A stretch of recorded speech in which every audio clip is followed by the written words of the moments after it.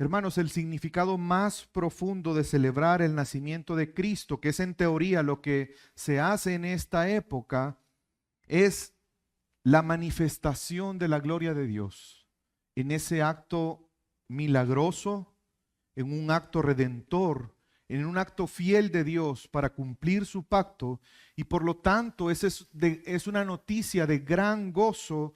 Es la buena noticia que ese Rey Salvador prometido ha llegado al mundo a establecer el reino de Dios. Ha llegado al mundo para manifestar la gloria de Dios. Ha llegado al mundo para poder salvar lo que se había perdido. Ha llegado al mundo para que los hombres puedan conocer a Dios. Hermanos, y hoy, este día, vamos a recibir un llamado, un recordatorio de parte de Dios a responder de una manera correcta acerca de el reconocer que el Rey eterno es nuestro Señor Jesucristo. Aquel que en el tiempo destinado por Dios, Dios envió a su Hijo para traer salvación y reconciliación con Él. Y si bien es cierto, es un tiempo en el que tú puedes disfrutar en familia, yo te animo hoy a que lo hagas de la manera correcta. Y hermanos, la mejor manera que podemos disfrutar este tiempo es regocijarnos y exaltar a nuestro Rey y Señor Jesucristo. No solo hoy, cada día, pero en especial en este tiempo que en teoría eso es lo que nos regocijamos.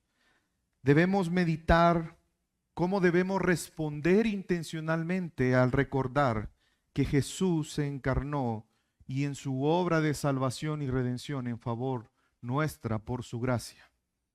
Y creo que hay un texto que creo que es lo que debería de estar constante en cada uno de nosotros, en este tiempo y siempre.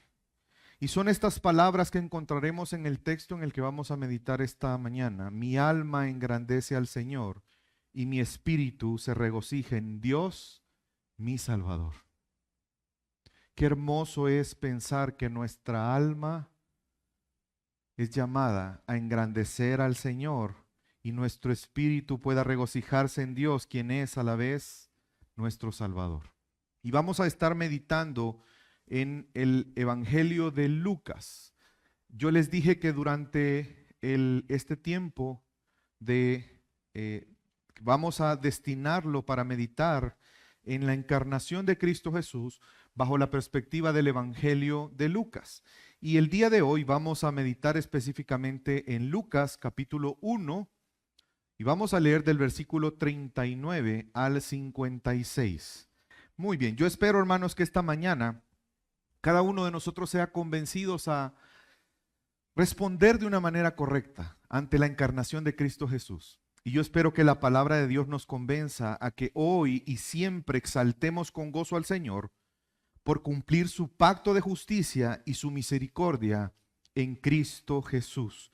Yo deseo que cada uno de nosotros hoy no solamente salga con una convicción, sino realmente en nuestro corazón haya una exaltación con gozo al Señor, porque reconocemos que Él cumplió su pacto de justicia y misericordia en Cristo Jesús. ¿Por qué exaltar o engrandecer el nombre del Señor con regocijo? Bueno, el texto de esta mañana nos va a dar una respuesta y las razones del por qué hacerlo. Y el primer punto en esta mañana, hermanos, el por qué exaltar o engrandecer el nombre del Señor con gozo y regocijarnos en Él, es porque tenemos que reconocer que Jesús se cumple en Jesús, se cumple el pacto de Dios con su pueblo. Hermanos, la Biblia nos muestra la fidelidad de Dios. La semana pasada hablábamos un poco acerca de la fidelidad de Dios. Y recordemos que vamos a estar meditando en el Adviento, pero desde la perspectiva del Evangelio de Lucas. Y si usted recuerda, la semana pasada leíamos parte de la declaración de propósito de Lucas, del por qué escribe el Evangelio de Lucas. Y es un evangelio que está destinado a gentiles. Este evangelio no está pensado en israelitas, sino en gentiles. Y Lucas, entendiendo que su audiencia es gentil, vemos cómo él va a destacar el carácter universal del plan de salvación de Dios, no solamente para los israelitas, sino para aquellos que son escogidos por Dios. Y Lucas estará mostrando ese evangelio, que es un evangelio que no está restringido a los judíos, sino es un evangelio que está para todos aquellos a quienes Dios quiera llamar. Y aunque los gentiles, hermanos, no compartían la expectativa de un Mesías como lo hacían los judíos, porque recuerden que los judíos esperaban un Salvador, esperaban un rey Salvador, que los vendría a libertar. Los gentiles, a pesar que no tenían esa misma expectativa, porque ellos no conocían, muchos de ellos, las promesas, no tenían esa esperanza, sí estaban expuestos a las ideas salvadoras por el contexto de la opresión del imperio de Roma. Y Lucas quiere expresar el centro del evangelio y entender quién es Cristo Jesús y por qué Él tomó forma de hombre. Lucas expone, la semana pasada lo vimos, que Jesús es ese rey prometido, pero no es cualquiera. Es alguien que será llamado Hijo del Altísimo, aquel que es el Hijo de Dios que tomó forma de hombre, que viene de un nacimiento, de una engendrado de una manera sobrenatural del Espíritu Santo mismo. Y vamos a continuar aprendiendo acerca de por qué es importante la encarnación para nosotros. Y quiero que me acompañe y vamos a comenzar a leer ahora sí el versículo 39 de Lucas capítulo 1. En esos días, María se levantó y fue apresuradamente a la región montañosa, a una ciudad de Judá, y entró en casa de Zacarías y saludó a Elizabeth. Voy a recordarles el contexto. Elizabeth es familiar de María. De hecho, en el anuncio que el ángel Gabriel le hace a María, si ustedes recuerdan, el ángel Gabriel mismo le dice que Elizabeth, que es su pariente, también está embarazada, que ha concebido milagrosamente porque ella era estéril, pero que el Señor le ha concedido también estar embarazada. Y precisamente por eso es que María va y visita a Elizabeth. Elizabeth estaba casada con Zacarías. Zacarías era un sacerdote, el padre de Juan el Bautista, y de hecho en el contexto, Zacarías también recibe el anuncio del nacimiento de su hijo y que debía de llamarle Juan, pero Zacarías no creyó. Y porque no creyó, quedó mudo. Y en este momento Zacarías está mudo, porque todavía no ha nacido su hijo, porque Dios le dijo que hasta que naciera su hijo, él iba a recuperar el habla. Sigamos leyendo. Y aconteció que cuando Elizabeth oyó el saludo de María, la criatura saltó en su vientre, y Elizabeth fue llena del Espíritu Santo, y exclamó a gran voz y dijo: bendita tú entre las mujeres, y bendito el fruto de tu vientre, porque me ha acontecido esto a mí, que la madre de mi Señor venga a mí. Porque he aquí, apenas la voz de tu saludo llegó a mis oídos, y la criatura saltó de gozo en mi vientre. Hermanos, vemos cómo Lucas, por medio del relato de este encuentro de dos mujeres embarazadas, María y Elizabeth, resalta el entendimiento de Elizabeth. No podemos obviar que Lucas incluye el detalle de que siendo llena del Espíritu Santo, inmediatamente exclama lo que exclamó. No podemos negar que lo que ella estaba entendiendo no es porque ella fuera muy astuta y uniera los puntos. Es porque Dios mismo le está revelando lo que está pasando. Y no solamente a ella, sino vemos algo sobrenatural. A Juan, aquel que va a ser un tipo de Elías, aquel que vendría a anunciar, aquel que predecería al Salvador, salta de gozo en el vientre de su madre. Es espectacular lo que vemos aquí.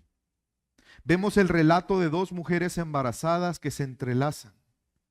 Cada una de ellas es consciente de la condición de la otra en el sentido de que ninguna de las dos estaba humanamente capacitada para tener hijos. Elizabeth era estéril y María pues era una virgen.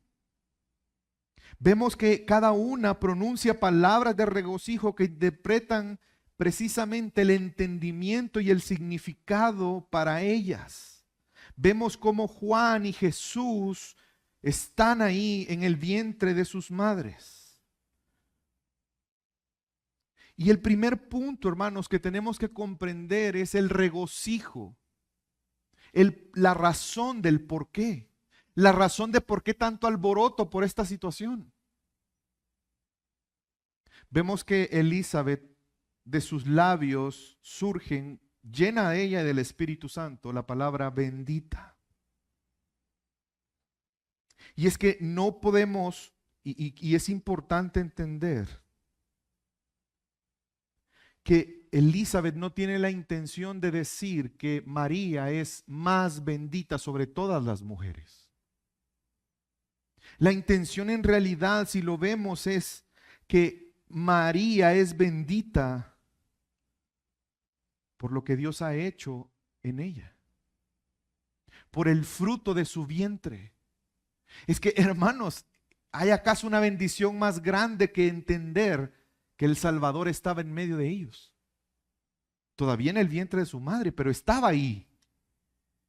Ese esperado Salvador. Recuerde que el pueblo tenía 400 años en que Dios ya no había traído palabra. Parecía ser que Dios ya no estaba con su pueblo. Parecía ser que aquellas promesas que se escuchaban de generación en generación, podrían algunos hasta pensar que eran mitos y leyendas que no eran verdaderas. Pero llegado el tiempo, Dios está cumpliendo su palabra. Ese rey salvador prometido está en medio de su pueblo.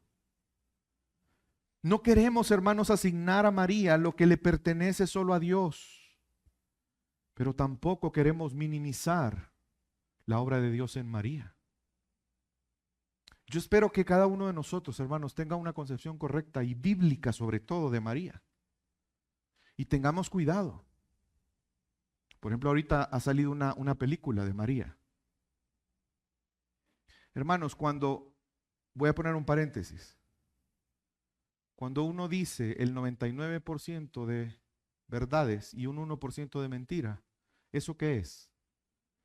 Mentira. Lastimosamente esta película, hay mucha mentira en ella. Y no estoy diciendo que el 99% de lo que dice es cierto. Han llegado al punto de que si usted ve los textos bíblicos, los cambiaron.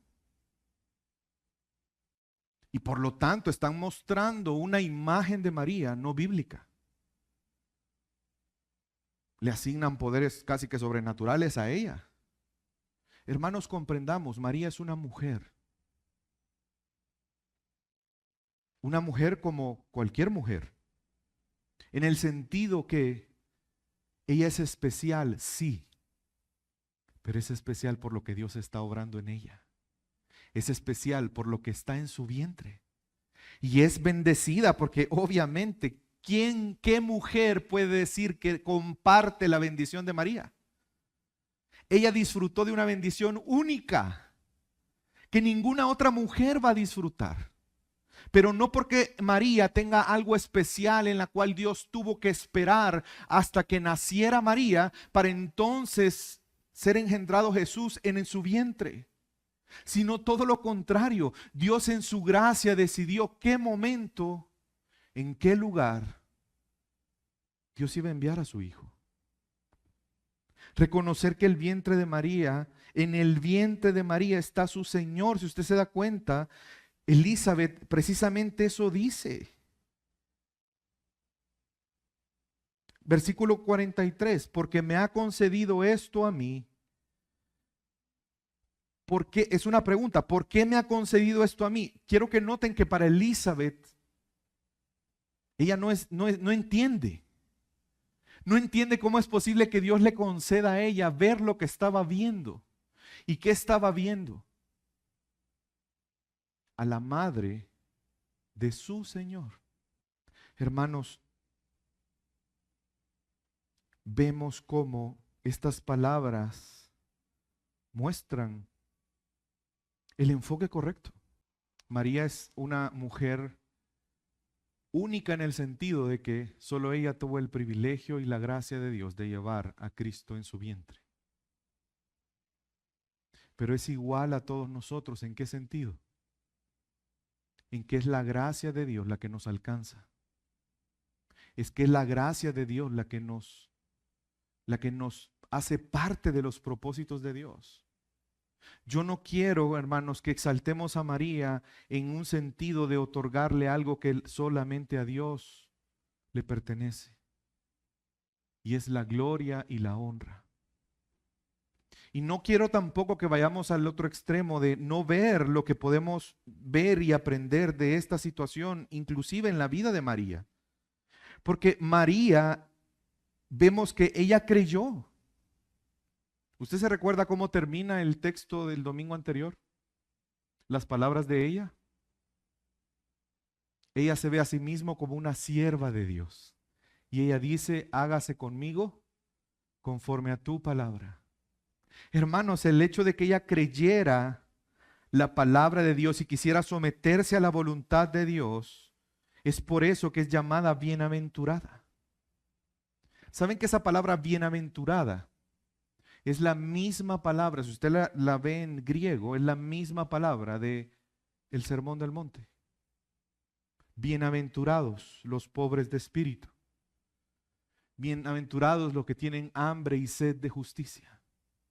¿Saben por qué? Porque María está feliz, está llena de gracia, está dichosa de ver la obra que Dios está haciendo en ella, no porque ella se crea merecedora de esa gracia, sino porque reconoce que es Dios en su gracia quien la ha hecho parte de esto.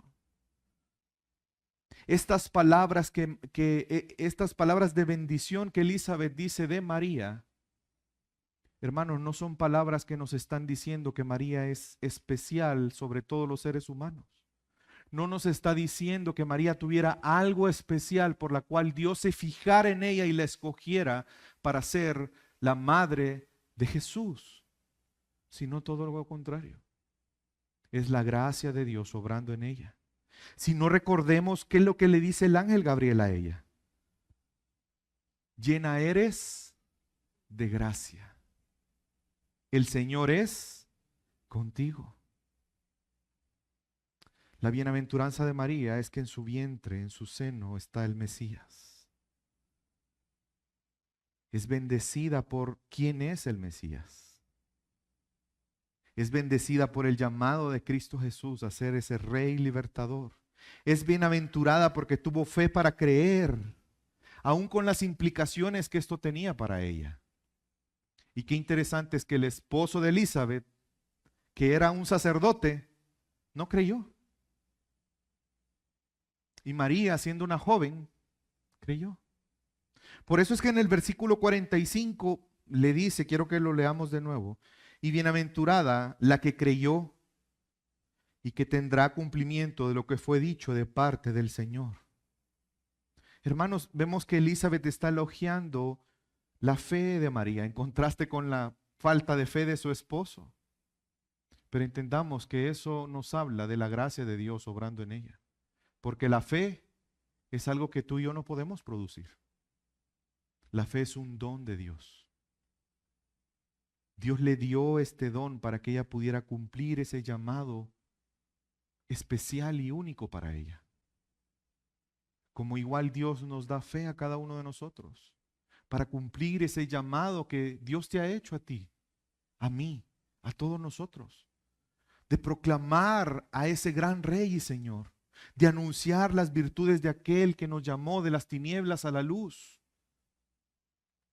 Hermanos, y después de este reconocimiento de Elizabeth, María responde de la forma en que cada uno de nosotros debemos de responder. Es decir, cuando ella escucha las palabras de Elizabeth y que esas palabras implican el reconocimiento de la gracia de Dios obrando en ella y la gracia de Dios que estaba llegando el cumplimiento de la promesa, la respuesta es la misma respuesta que tú y yo tenemos que tener al reconocer que el Rey y Señor y nuestro Salvador ha venido al mundo. Y es precisamente el magnificar y exaltar a Dios. Vamos a leer este canto, es un canto que María da. Algunos teólogos, y creo que tienen razón de decirlo, dicen que este es el primer salmo del Nuevo Testamento. El primer cántico de adoración en el Nuevo Testamento. Pero este canto es conocido como el Magnificat. Y le llaman así porque precisamente inicia con este canto magnificando al Señor. Es una adoración que su base está en el reconocer la fidelidad de Dios en el cumplimiento del pacto. No solamente el hecho de que ellos estaban a punto de conocer al Salvador, sino más grande aún, la fidelidad de Dios, lo que ellos habían esperado por cientos de años. Dios es fiel con su pueblo, Él no olvida a su pueblo y Él está a punto de cumplir sus promesas.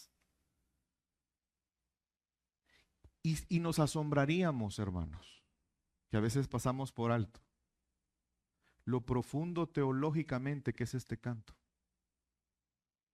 María conocía la palabra de Dios. Y si bien es cierto, es un canto inspirado por Dios, pero no podemos negar el entendimiento que María tenía de la palabra de Dios. Vemos cómo hace alusión a muchas cosas importantes en el Antiguo Testamento. Y quiero que noten algo, y antes de entrar a ese canto, una vez más, creo que el centro de la exaltación y de la adoración de María y de nosotros no va a provenir si no reconocemos la fidelidad de Dios en el cumplimiento de su pacto eterno. Y es notorio en la parte final. Lea conmigo el versículo 54 y 55. Ha ayudado a Israel su siervo para recuerdo de su misericordia, tal como dijo a nuestros padres, a Abraham y a su descendencia para siempre. ¿Ven cómo está haciendo una alusión al pacto? Qué interesante es que llama a Israel siervo. ¿Usted se recuerda cuándo fue la primera vez que Dios llama a Israel siervo? En Éxodo. Vemos cómo el pacto es la fuente de esta gratitud. Hermanos, la fe debe de llevarnos a regocijarnos hoy, a celebrar la fidelidad en el cumplimiento de ese pacto de gracia que inicia en Génesis y que es manifestado de forma especial en el nuevo pacto, en Cristo Jesús, nuestro Salvador. ¿Qué es lo que, y este pacto, creo que es importante recordar en qué trata este pacto? Porque una vez más, hermanos, si nosotros no entendemos, no vamos a exaltar. Si tú no reconoces las razones, tu exaltación va a ser una exaltación vana, religiosa, repetitiva, sin convicción. Va a ser una religión vacía. ¿En qué consistía este pacto? Bueno, Génesis 17:7, estableceré mi pacto contigo, Dios hablando con Abraham, y con tu descendencia después de ti, por sus generaciones, por pacto perpetuo, para ser tu Dios y el de tu descendencia después de ti. Dios le dijo a Abraham que en su simiente él iba a formar un pueblo. Por generaciones. Que Dios iba a hacer un pacto perpetuo con ese pueblo. Y ese pueblo vendría de sus generaciones. Y ese pueblo no sería cualquier pueblo, sino sería el pueblo, el único pueblo que puede decirle a Dios, tú eres mi Dios. Y si recordamos entonces esta verdad, es lo que María está celebrando. Esa promesa de misericordia de Dios a su pueblo. el cumplimiento de lo que Dios había anunciado hace miles de años atrás. Génesis 12, 2 al 3. Y haré de ti una nación grande, y te bendeciré, engrandeceré tu nombre, y serás bendición. Y bendeciré a los que te bendigan, y al que te maldiga maldeciré, y serán benditas en ti todas las familias de la tierra. Es parte del pacto que Dios hizo con Abraham. Si se dan cuenta, vemos que Dios promete que iban a tener una descendencia, que esa descendencia iba a ser el pueblo de Dios, y que ese pueblo de Dios que iba a ser de la descendencia de Abraham, en ese pueblo serían benditas todas las familias de la tierra. Y eso es lo que está celebrando María. Es lo que tú y yo debemos celebrar hoy. Reconocer la fidelidad de Dios. Reconocer cómo Dios ha manifestado su gracia y su misericordia para con los hombres, cumpliendo su pacto redentor. La pregunta es, ¿cómo respondemos al reconocer esa verdad? ¿Cuál debería de ser nuestra respuesta? Y María es un ejemplo para nosotros en ese sentido. Debemos de responder en primer lugar en exaltación a Dios. Y eso me lleva al segundo punto en esta mañana, hermanos. Yo quiero animarte hoy a que exaltemos hoy porque Jesús es nuestro Salvador. Exaltemos hoy. Y acompáñame a leer de nuevo el versículo 46, y ahora vamos a leer no solo el 46 y 47, sino también el 48. Y aquí comienza el cántico de María. ¿Cómo comienza este hermoso canto? Mi alma engrandece al Señor y mi espíritu se regocija en Dios, mi Salvador.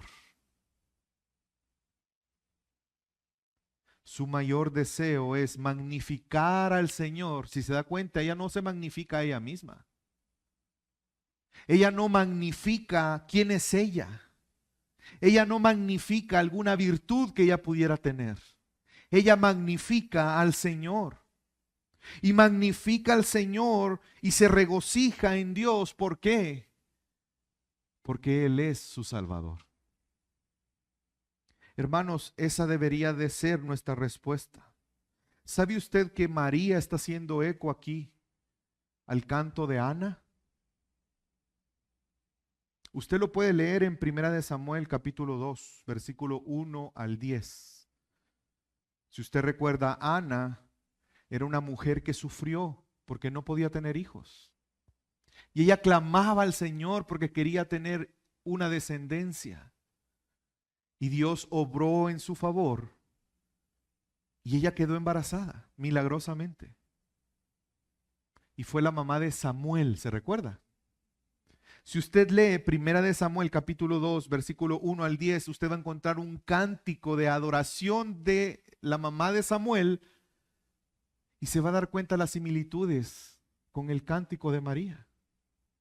Es decir, muy probablemente María está recordando esa obra de Dios. Una vez más, el pacto, y eso es importante porque Dios preserva su descendencia. La descendencia que Él está formando, esa simiente de la mujer prometida. Y Él ha obrado milagrosamente para que esa simiente avance. Y María entiende que el que está en su vientre es ese prometido. Y por eso exalta al Señor. La afirmación de que ha hallado gozo es por ver esa obra milagrosa, pero más allá es por entender que está pronto a conocer a su Salvador. Hermanos, María está exaltando y gozándose. ¿Por qué? Por la libertad que vendría por el Salvador, el que está en su vientre. Por la fidelidad de Dios. Y vemos que Lucas, entendiendo que tiene una audiencia gentil, está destacando estos detalles que son importantes.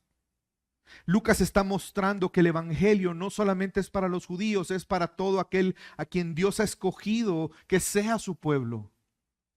Porque si recuerdan cuando leí Génesis capítulo 12, la promesa a Abraham fue: en ti serán benditas todas las naciones, todas las familias de la tierra. No solo Israel como nación.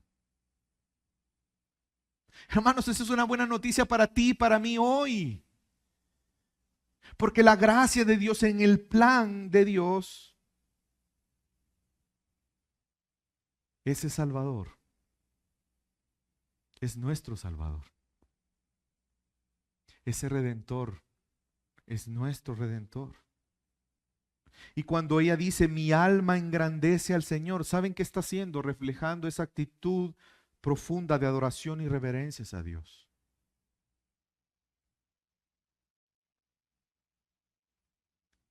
Hermanos, hoy cada uno de nosotros puede decir: mi alma engrandece al Señor y mi espíritu se regocija en Dios, mi Salvador. Y eso es algo que no solamente debemos decir, es algo que debemos vivir.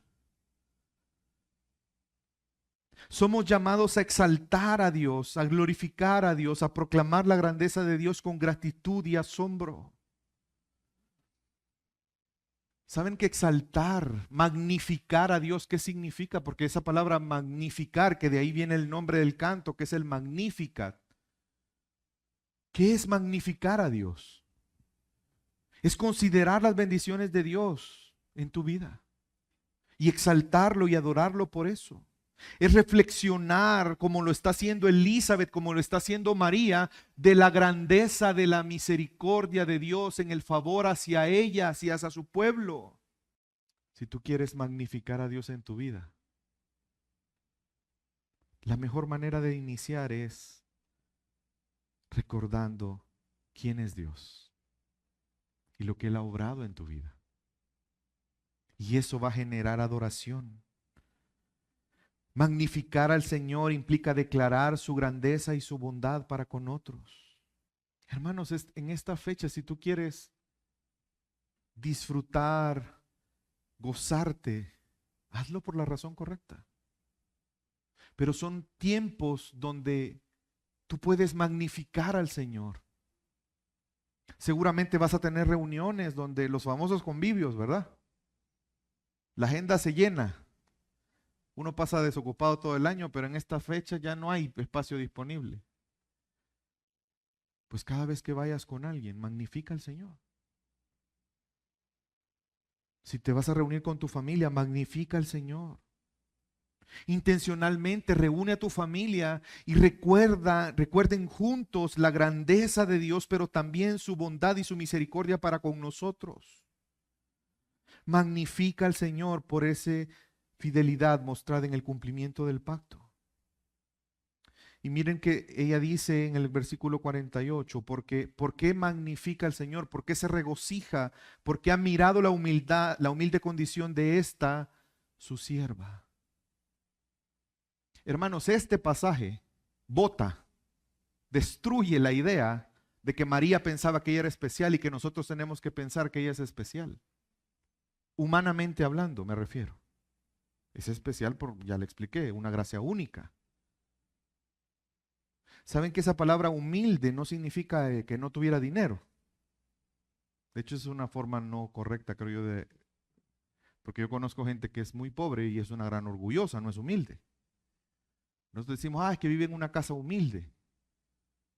Pero eso no es humildad. Pero aquí la palabra humilde implica que no es una persona importante, que no es una persona destacada, que no es una persona especial. Ella está reconociendo que Dios ha mirado su condición, que es su sierva y que no hay una razón por la que ella fuera escogida, y por eso su alma engrandece al Señor y por eso se regocija. Pues he aquí, desde ahora en adelante todas las generaciones me tendrán por bienaventurada. Usted, si fue mamá, si ya fue mamá, entenderá la felicidad que es ser mamá. Pero usted se imagina la felicidad de saber que en su vientre está el Salvador. La bienaventuranza no viene de ella, sino del niño que lleva en su vientre. ¿Y saben qué es lo hermoso? Que en ese rey nosotros somos bienaventurados también. Tú puedes ser feliz. Tú puedes ser pleno en Cristo Jesús. María está declarando públicamente las maravillas de Dios. Está regocijándose en la grandeza y la majestad y de esa obra misericordiosa en su vida. Y yo te hago una pregunta en esta mañana, en este tiempo de Adviento, que es un tiempo donde puedes regocijarte, y no solo hoy, sino siempre. ¿Dónde está tu regocijo? ¿Dónde está tu regocijo? ¿En comprar cosas? ¿En el tiempo para compartir con amigos que quizás no viste durante todo el año? ¿En el tiempo que vas a disfrutar en familia? ¿En las múltiples comidas que comerás? ¿Dónde está nuestro regocijo? ¿En el descanso probablemente que tendrás en este tiempo? ¿En el aguinaldo? ¿Y lo que vas a hacer con él? Si es que no lo tienes comprometido ya. Hermanos, es un buen momento para reflexionar dónde está nuestro regocijo. ¿Cómo estamos engrandeciendo con nuestra alma? ¿Cómo engrandece al Señor hoy en adoración? Porque esta buena noticia no es una buena noticia que solo debe ser celebrada y recordada en diciembre, sino cada día de nuestra vida. Pero hermanos, ¿cómo estamos engrandeciendo? ¿Cómo nuestra alma engrandece al Señor? ¿Nos estamos regocijando al venir y congregarnos? ¿Saben que esa es una forma de enaltecer al Señor? Cuando tú participas de la adoración conscientemente y cantas, exaltando al Señor, lo que Él ha hecho, su obra, reconociendo que Él es digno de engrandecer, de tu alma engrandecer, exaltar, cuando te congregas. Miren, es interesante que en teoría este tiempo es un tiempo de exaltación y regocijo por nuestro Rey y Señor Jesucristo. Pero digo que es interesante porque se da un fenómeno, que es en teoría el tiempo donde está destinado a la exaltación y el regocijo porque Jesús es nuestro Rey y Salvador, pero es el tiempo donde hay más inasistencia a la iglesia. Qué paradójico. Hermanos, somos llamados a compartir con otros el Evangelio, no solo en esta época, cada día. Pero no podemos negar que esta época es una época excepcional para engrandecer el nombre del Señor al tú compartir el Evangelio. Al intencionalmente hablar con tu familia y juntos agradecer al Señor. Que la cena del 24 no sea especial por los tamalitos que te vas a comer deliciosos, sino porque te tomes un tiempo para exaltar a Dios por nuestro Rey y Salvador Cristo Jesús.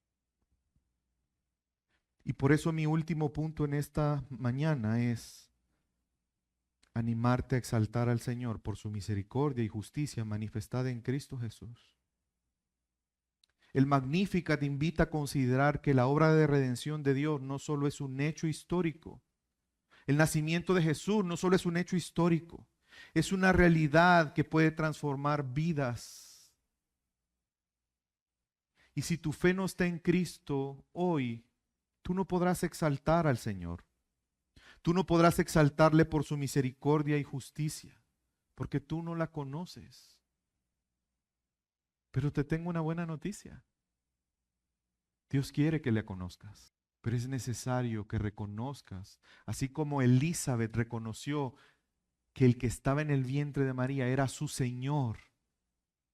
Así como María exaltó a Dios reconociendo que Dios estaba manifestando su justicia, estaba manifestando su salvación a través de ese Rey prometido, lo mismo ese llamado para ti hoy. Reconoce a Jesús como ese Rey, ese Salvador. Pide perdón a Dios. Y de hecho, por eso exaltamos a Dios, por su misericordia. Pídele al Señor que hoy tenga misericordia de ti. Que así como María, no había nada especial en ella por la cual Dios decidiera escogerla. Quizás tú hoy en esta mañana te sientes, pero es que yo, ¿qué le voy a dar a Dios? Es que ninguno de nosotros tiene nada que darle a Dios. Pero gloria a Él por su misericordia. Él sí tiene mucho que darte a ti. Arrepiéntete. Entrega tu vida a Él. Hermanos, y vemos una segunda estrofa en este canto. Y quiero que notemos la exaltación en sí misma. Y van a notar que la exaltación en este canto, en esta segunda, a partir de esta segunda estrofa, es por dos cosas. Por un lado, la misericordia de Dios, y por el otro lado, la justicia de Dios. Vamos a leer el versículo 49. Porque grandes cosas me ha hecho el poderoso y santo es su nombre. De generación en generación es su misericordia para los que le temen. Vemos que reconoce que Dios es grande, que ella no es una persona especial, pero es Dios quien poderosamente ha obrado y ha mostrado su misericordia, no solamente para con ella, sino para con su pueblo de generación en generación. Quiero que noten que está exaltando los atributos de Dios poderoso, santo, y va a continuar exaltando los atributos de Dios como su justicia y fidelidad. Una verdadera adoración nace del conocimiento de Dios, de quién es Él y reconocer su obra. Y ya está haciendo un contraste entre dos grupos de personas. Este cántico es un cántico que nos muestra la reacción de dos grupos de personas y cómo Dios se relaciona con esos dos grupos de personas. Por un lado, los que le temen, y por el otro lado, los soberbios. Dios es misericordioso para con los que le temen, como dice el versículo 50. De generación en generación, la misericordia de Dios es su fidelidad activa en su compromiso con el pacto que Él ya ha hecho. Y saben que parece además que esta parte del cántico está haciendo un eco al Salmo 103. Lo invito a que lo pueda leer en su casa. El Salmo 103 es un salmo de alabanza por la salvación del pueblo de Dios. Es un retrato compasivo y clemente hacia los que le temen y guardan su pacto, y exalta el salmista además al Señor por establecer su trono y su reino. Y parece que María en este cántico está recordando el Salmo 103 y está exaltando a Dios por esto, por esa misericordia que es de generación en generación a los que le temen, a su pueblo. Y vemos una tercera estrofa donde no solamente vemos la misericordia de Dios como en la estrofa anterior, sino también vemos la justicia de Dios. Ese contraste de obrar misericordiosamente y obrar justamente. Versículo 51. Ha hecho proeza con su brazo. Ha esparcido a los soberbios en el pensamiento de su corazón, ha quitado a los poderosos de sus tronos y ha exaltado a los humildes y a los hambrientos, ha colmado de bienes y ha despedido a los ricos con las manos vacías. María se está poniendo en el grupo de los humildes, los pobres y hambrientos. Bienaventurados los pobres de espíritu. Bienaventurados los que tienen hambre y sed de justicia, porque ellos verán al Señor. Y vemos que dice que hace proeza con su brazo. Y esta es una alusión a una tipología en el Éxodo. No sé si usted lo recuerda. Que Dios prometió que iba a obrar con su brazo poderoso. Probablemente María estaba recordando eso. Así como Dios obró con ese brazo poderoso para sacar a su pueblo de Egipto, para redimir a su pueblo, para que estuviera con él. Hoy una vez más está trayendo salvación por medio de su brazo poderoso. Está exaltando esa salvación y ese favor de Dios para los menos dignos desde la perspectiva humana. Si Dios obrara con aquellos que tienen dignidad para que Dios obre, no estaríamos aquí. Hermanos, Dios escogió de lo vil y menospreciado del mundo para avergonzar. Pero eso no es malo para nosotros. Al contrario, eso muestra la gloria de Dios. Y vemos que habla de los humildes, habla de los pobres, a los cuales padecen hambre, y Él los colma de bienes. Y una vez más está haciendo alusión a otro salmo, al Salmo 107:9. Nosotros hoy podemos exaltar al Señor y regocijarnos como María, porque nosotros somos débiles. Todos nosotros éramos humildes, éramos pocos importantes en este mundo. Éramos pobres espiritualmente sin Cristo. Estábamos ciegos, desnudos y desventurados. Pero el Señor nos ha sentado en lugares celestiales con Cristo Jesús. El Señor nos ha colmado de todas las bendiciones espirituales en Cristo Jesús. Y por eso tú y yo hoy debemos exaltar al Señor por su misericordia, pero también por su justicia. Porque mira lo que hace con los soberbios. Él también obra con poderoso brazo en contra de los soberbios. Y los soberbios son aquellos que no temen al Señor. Aquellos que no ven en el Señor, no reconocen en el Señor. ¿Quién es Él? Él dispersa a los soberbios, aquellos que están confiados en sus propios logros, aquellos que se exaltan por encima de todo y de todos, incluyendo a Dios. Es que la soberbia, hermanos, nos lleva a los seres humanos a confiar en nuestras capacidades. Eso es soberbia. Cuando una persona confía en sus buenas obras para ser salvo, eso es soberbia. Cuando una persona confía en una religión, en la práctica de una religión para justificarse delante de Dios, eso es soberbia. Cuando una persona piensa que todo lo que es y todo lo que tiene le pertenece, pues lo ha construido con su propio esfuerzo, eso es soberbia. Cuando una persona confía en su astucia, en su sabiduría, cuando una persona quiere hacer su propia voluntad por encima de todo, eso es soberbia. Cuando en el día a día hay una independencia total a Dios, hay un menosprecio a la sabiduría en su palabra, y valoramos más los seres humanos, nuestra mente y los consejos de otros que lo de Dios, eso es soberbia. Pero así como el Dios Todopoderoso obra en favor de los que le temen, Él obrará en justicia contra los soberbios. Por eso mi pregunta para ti hoy es, si tu fe no está en Cristo Jesús, ¿en qué grupo quieres estar? ¿En los que reciben el favor de Dios o en los que enfrentan la justicia de Dios? Y si tú eres un hijo de Dios, hermanos, también es un tiempo para reflexionar cómo nos vemos a nosotros mismos. Es que entienda, el contraste tiene un sentido y un propósito. María está exaltando a Dios por la obra que Dios ha hecho en ella. Pero si ella se creyera merecedor de ese favor, ¿qué sería? ¿Temor a Dios o soberbia? Y ese es el llamado para nosotros hoy. ¿Estamos temiendo al Señor? Y sé que somos hijos de Dios y sé que hemos nacido de nuevo, pero entendamos, el pecado muchas veces nos engaña.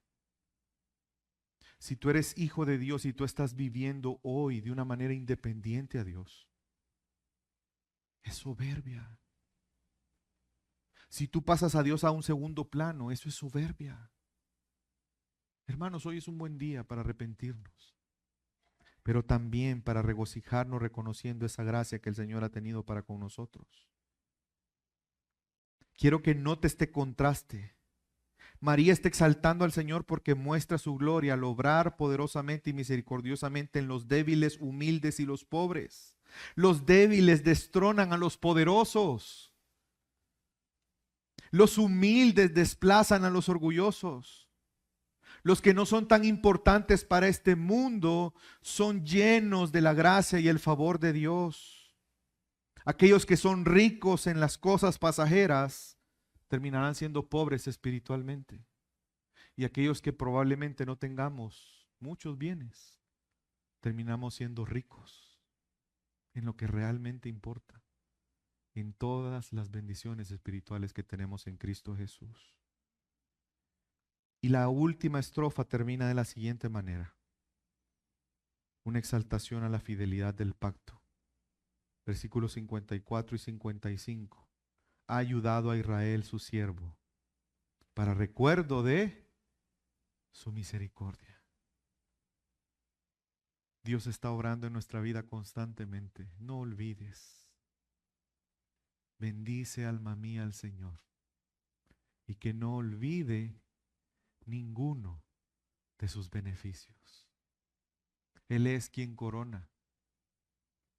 Él es quien nos corona a pesar de nuestro pecado. Él es el que ha rescatado nuestra vida. Él es el que nos ha salvado. Hermanos, ese es el Salmo 103. Si usted lo lee, se va a dar cuenta que el mismo sentido de la adoración de María está en el Salmo 103. El Magníficat es un testimonio de la fidelidad de Dios al pacto. María está exaltando a Dios, regocijándose en Dios. El cántico de María es un recordatorio que Dios no olvida sus promesas. Por eso, hermanos, hoy alabemos con gozo al Señor por cumplir su pacto de justicia y misericordia en Cristo Jesús. Vamos a orar.